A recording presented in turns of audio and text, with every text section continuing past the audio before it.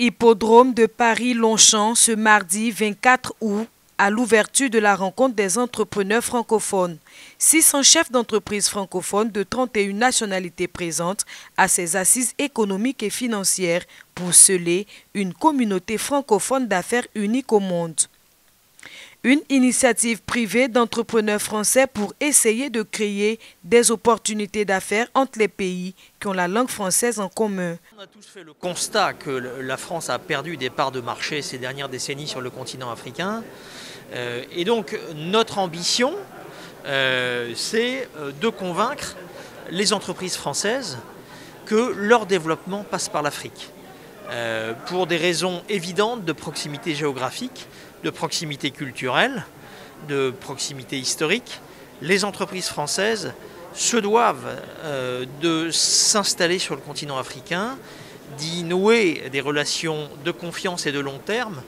Et j'ai envie de dire que le continent africain est incontournable pour toute entreprise française qui aujourd'hui a une stratégie internationale. Au cœur de ces rencontres, comment construire une action efficace autour de la francophonie économique?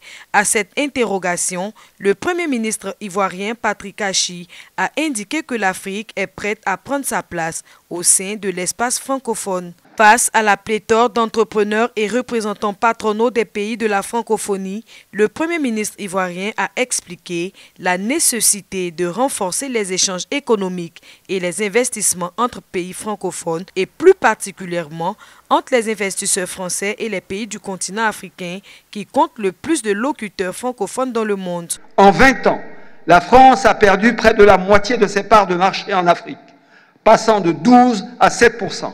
Les exportations des entreprises françaises ont ainsi doublé sur un marché qui a quadruplé. Un véritable choc de conscience et d'action, et c'est ma seconde conviction, doit donc s'opérer. Et pour ce faire, il nous faudra mener 3 ruptures majeures.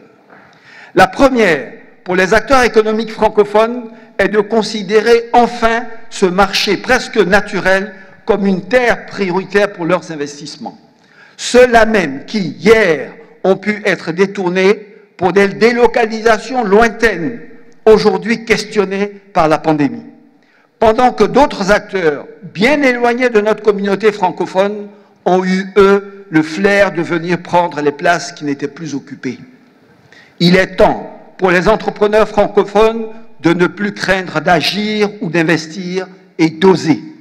La seconde rupture doit être, pour nous tous, une libération.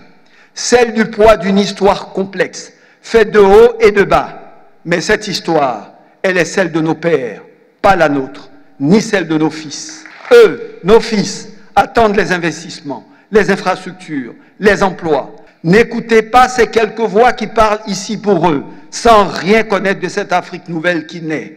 Pour notre jeunesse, cette page n'est plus la sienne. Et elle vous attend pour écrire celles qui vont dessiner son avenir et transformer positivement sa vie. La dernière rupture à opérer, elle nous incombe.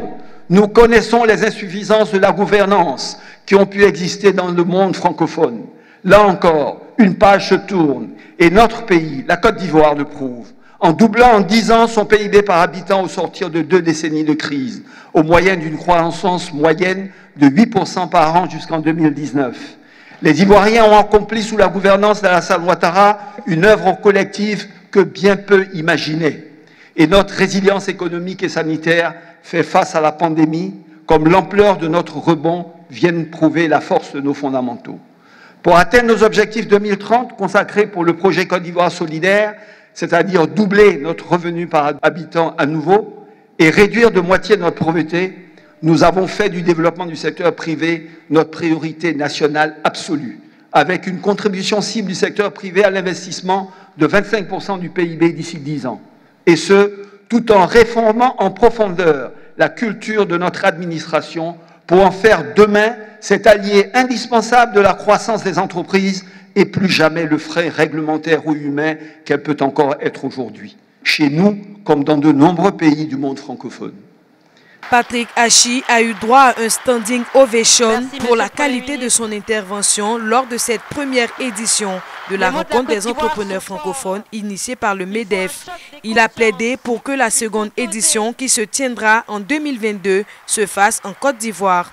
Également présente à cette rencontre, Andry Rajoelina, le président de Madagascar, garde de l'espoir pour les entreprises africaines qui ont vu leur économie fragilisée par la crise sanitaire. Face aux entrepreneurs, Louise Mouchikiwabo, secrétaire générale de la francophonie, invite les entrepreneurs à plus de solidarité.